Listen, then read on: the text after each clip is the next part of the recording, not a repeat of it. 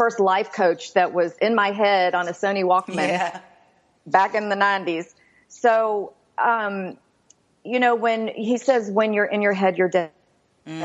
And I quickly learned when I was battling depression all the time and not being of service, I was all about me and my fame and it was just all about, it was me-itis. Joyce Myers calls it me-itis. I love it. Get your mind off yourself and go help somebody. Yeah. The best natural antidepressant. So even in that moment energetically for someone who has lost a loved one and they were being triggered by everything that's going on with the Bryant family, it's energetically shifting in that moment and getting your mind off of yourself and send them love. Yeah. Send others love. You don't have to actually pick up the phone and text them, but just sit in that quiet space and send them love. Yeah. And you'll feel better. It's a win-win. Absolutely. Empathy is powerful. Powerful. Yes.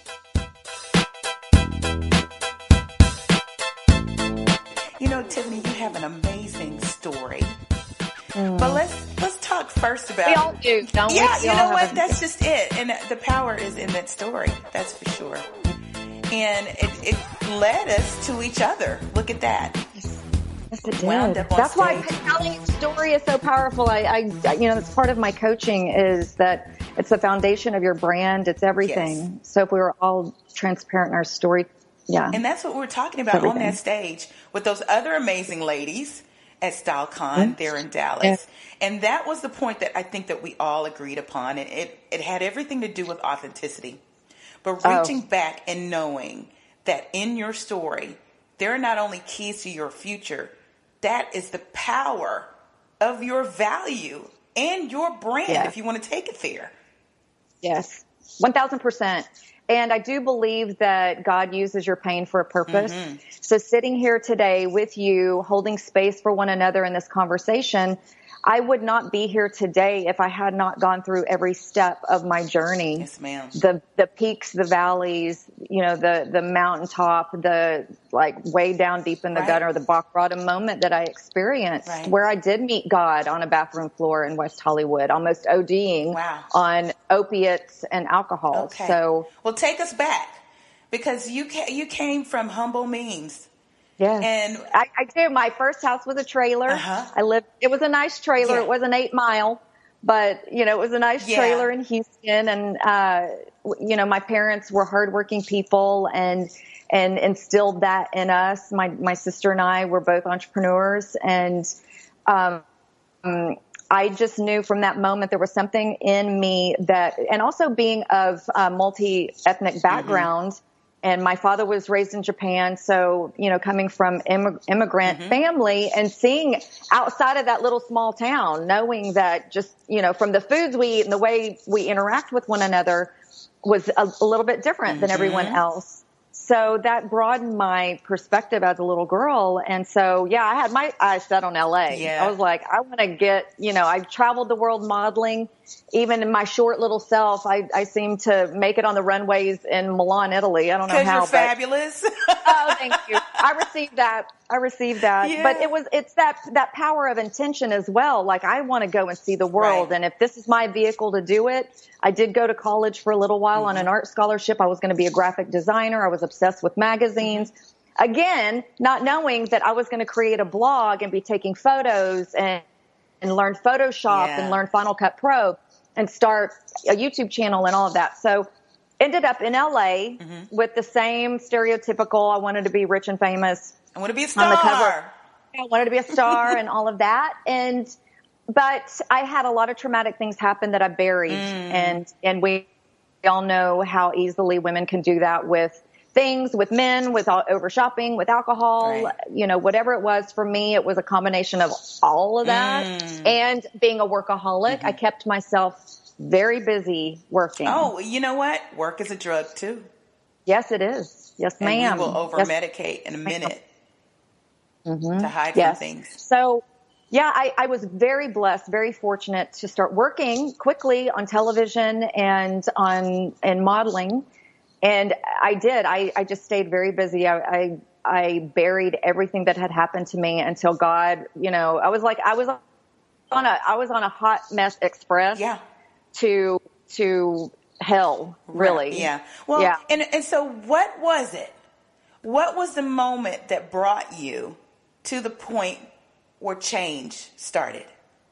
I love this question because I just dusted off the book, The Artist's Way, about 8 or 9 months ago. And that book was handed to me in 2001. It's by Julia Cameron. For anyone that feels blocked creatively, I highly recommend this book. I dusted it off and I started reading it, and I realized that was the catalyst. A friend, an angel friend, someone I didn't know very well, this guy that lived in Laguna who was a friend of a friend, said, Tiff, you need this book. Yeah. I just feel like I need to send you this book. So it poses those questions that is one of the first steps I walk through with my clients is, what do you want? Do you even know what you want anymore? And so I found a journal that I worked, side by side with this book. And I had written all of these things all over the page, from the type of man I wanted, the type of career. Wow. I'm a palm tree fanatic. I wanted to travel the world. I also had Africa and Australia. And do you know that I've married an Aussie? Yes, you did. And we do missionary work in Africa. Wow. So it's the power of allowing anyone themselves the freedom to explore what they want. So that was 2001, and it shifted something in me. I was still doing drugs every weekend. Yeah. I was still, running the roads, and then it just was that little shift that starts happening, that crack, that little crack that we feel. And until that time came where I was hiding that I was abusing opiates, I was popping painkillers, and just, I don't even know how it was working, but just to get to the movies one night, I had to get high. Wow. And I popped a pill and half a bottle of wine just to go to the movies with my friends. And that's when I think I truly believe that God, Holy Spirit was like, no more, sister. Yeah. This is your brick wall. Yeah. Yeah. And it was the first time I had prayed. I was raised in church and I was a believer, but we had some things happen and our family kind of turned away from church. I was mad at God for some of the things that had happened to me, abuse and things like that. But on that bathroom floor was the first time. It was a short little prayer. I felt like I was dying. And I said, God, please don't let me die. Especially not in this old janky bathroom in Hollywood. It's got to be way more like fabulous dirty than bathroom this, God. floor. This is not the way I'm going out. And he didn't. Yeah. And he didn't. Thank you. And then that was the very beginning. Rock bottom is different for everyone. It could be a bankruptcy, a divorce, a health scare. It's what makes you wake up and pivot back. And God did not let me die on that bathroom floor. And I believe he met me on that bathroom floor. Yeah. So that was the beginning of a beautiful journey.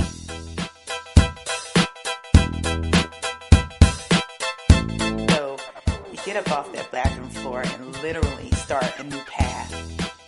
And where'd you go from there?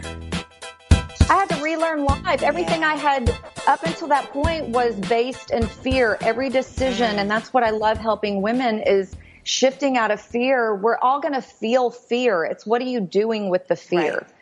Right. And I lived on the outside, I could be a chameleon. I always say it's like a rap song. I was popping crystal, doing cocaine, doing lines on a private jets, and that's exactly what my life was. And so I had to relearn life. I had to relearn life and get back to my true, authentic essence, not the mask, not the validation I was seeking. You know what? That's something that's real important, because you were going from living fast to almost the still quiet. Brakes on. I mean, and that can rattle people right back to the other. From going from fast to, okay, I got to slow down and listen to these voices in my head. Well, my identity was stripped back. Everything that I had based myself, lifted, the foundation of Tiffany was making a living off my looks, dating, I had extremely wealthy boys. I dated the gamut girl. I've dated the starving artists. I've dated the billionaires. But everything that validated me, the TV shows, the magazine covers, all of that got stripped away. So the journey of self-discovery for all of us is the most beautiful, but at the same time, like you said, like the silence, and like, who am I? Who do I want to be? That's hard. That was, I fell into like in and out of depression for a long time because I wasn't medicating anymore with the drugs, you know, so the ups and downs through it is very, very challenging.